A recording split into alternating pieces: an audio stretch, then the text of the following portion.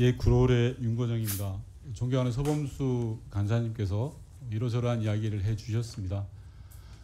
그렇습니다. 정부조직법에 대해서 여야 간의 입장이 다르고 생각하는 바가 다를 수 있습니다. 국민의힘은 검찰개혁이 필요 없다라고 생각하실 수 있죠. 당연히. 그 생각을 타박하고자 하는 게 아닙니다. 하지만 제가 말씀드리려고 하는 건 이재명 정부 출범 100일이 지났습니다. 그럼 정권이 출범했으면 제대로 일할 수 있게 만들어주는 게 국회가 해야 될 일이 아닌가 묻습니다. 출범 100일 동안 제대로 된 조직을 갖추지 못해 일을 못한다면 그 국가는 오로지 국민에게 다 돌아갈 것입니다.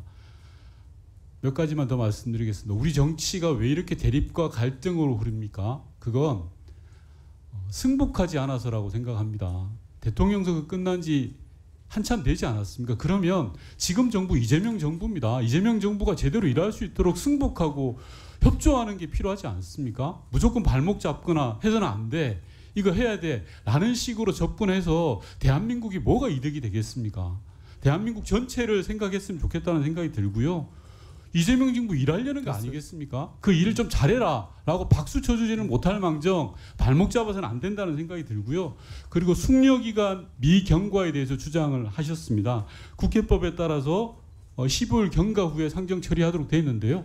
맞습니다. 그 말씀 맞는데 같은 그 동법의 단서에 따라서 긴급하고 불가피한 사유가 있을 때는 의결로 조기 상정이 가능하다고 되어 있습니다. 심지어 국민의힘이 마지막으로 다수당의 시절인 제19대에는 국회 운영위에서 똑같이 처리한 겁니다. 직권상정 요건을 완화하는 법을 처리하지 않았습니까? 국민의힘이 다수당일 때는 되고 왜 우리가 하면 안 된다고 그렇게 이야기하십니까? 내로한 분 아닌가요? 그리고 연석회의에 대해서도 말씀 주셨습니다. 맞습니다. 정부조직법 관련된 상임위가 여러 가지 있을 수 있습니다. 환노위도 있을 수 있고요. 정무위도 있을 수 있습니다. 그런데 그 모든 상임위를 하나로 모으면 국회 3분의 1이 됩니다. 그게 제대로 된 논의가 가능합니까? 국회의원 300명 중에 100명을 모아서 무슨 논의를 하겠다는 겁니까? 그 저희가 의심스러울 수밖에 없는 거 아니겠습니까? 지금 정부는 하루가 급해서 일 제대로 해보려고 하는데 국회의원 100명 모아서 무슨 논의를 하겠습니까? 그리고 국회에서는 관행이라는 게 무엇보다도 중요합니다. 여지껏 정부조직법을 개편할 때 단 한 번도 연석회의를 거쳐간 법이 없었습니다. 제가 알기로는. 그리고 정부조직법과 관련돼서는 행안위 차원에서 논의로 다 처리했던 게 국회 관행이었습니다. 그런데 왜 유독 이재명 정부 조직법만 국민의힘은 연석회의를 주장하십니까? 그것도 있을 수 없는 일 아니겠습니까?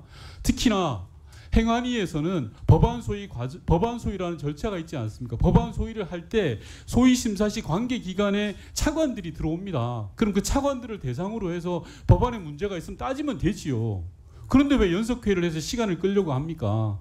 제가 계속 말씀드리는 건 정부 출범 100일이나 지났다. 이제 제대로 일 좀 하게 해주자.